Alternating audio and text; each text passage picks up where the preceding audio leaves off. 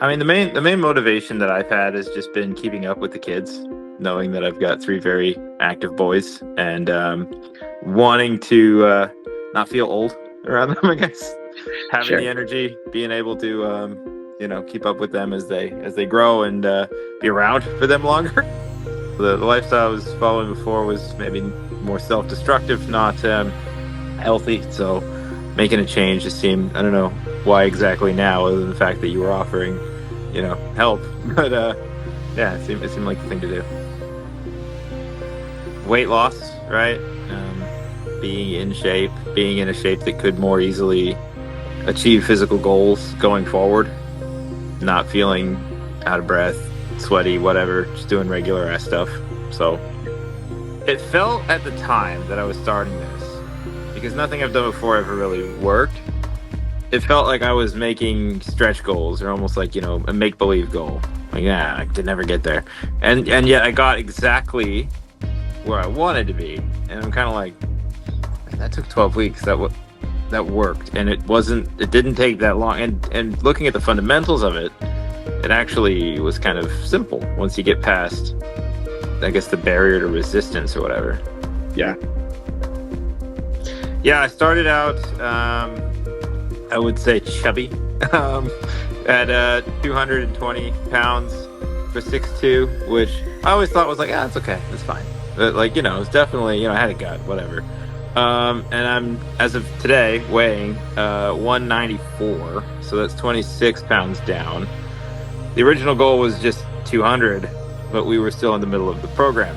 And so I set a new goal of 195 and even beat that. So, 26 pounds, 12 weeks. I feel like I've done quite a bit of muscle recomposition at the very least, through gym and eating. I look at myself in the mirror, I'm like, that doesn't look right sometimes,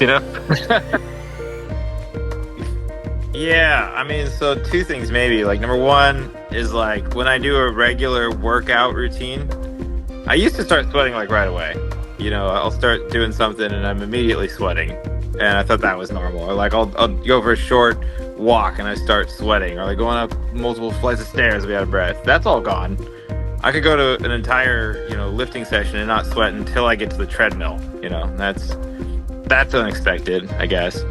And then also the other was like how once I got used to the dieting portion, how like just the random hunger and craving went away.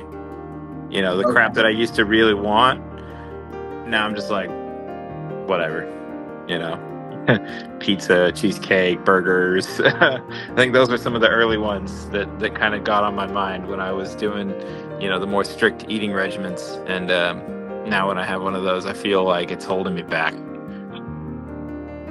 It had its ups and downs. I mean, at the beginning, I feel like you're asking a lot of yourself, right?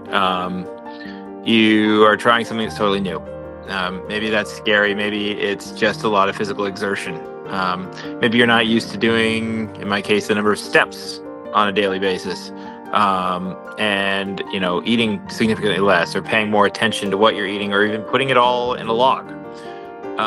There was definitely something to overcome at first. And I think at the very beginning, you have a lot of that extra energy because you are probably eating too much, because you are sitting around.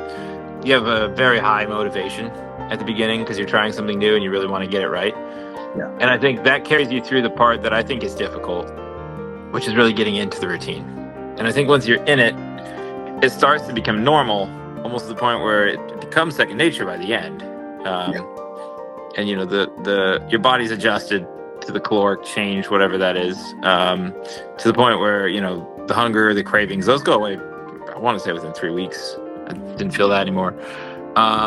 Getting the steps just with a busy lifestyle was a bit hard. I know we've talked about that multiple times, but keeping up with the step goal, especially with various things going on, that was one of the higher difficulties.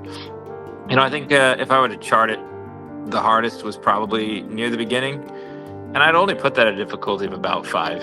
It was more of just a changing habits, getting motivated, staying motivated, and as it went on, it just became second nature. So difficulty probably dropped off to about a 1 or 2.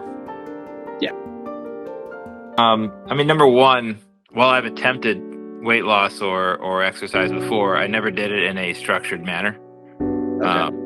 And I think really something like this is only achieved in a structured manner. You can't just randomly go out today and say, I'm going to go on a run and then not do that again for 3 weeks. That accomplishes nothing. Or today I'm going to eat healthy. It means nothing. It's a drop in the bucket, right? It's about sustained effort over a period of time. And so, starting with somebody who can give you a plan, who can say, hey, this is the structure, basing it on nutrition, science, mathematics, calorie in, calorie out. Having that as the starting point, I think is crucial, right? So having someone to help craft that, someone who actually knows what it takes to help you get on the right path in the first place. And then from there, having somebody to keep you motivated, to keep you accountable. Hey, I did this. Here's my results. Here are my steps. Here's my calories. Day after day, week after week, until it becomes your own routine, until you don't need a training wheel, but at least, to be on it. And maybe some people have issues with self-control or, really need that extra accountability. Having a coach forever is not a bad idea, But yeah, I think it's really starting it right and then having someone to help you through. And also, the times where I shot you a picture of a random meal and I'm like, hey, what do you think the macros on this are? So second set of eyes when trying to judge random food, I suppose.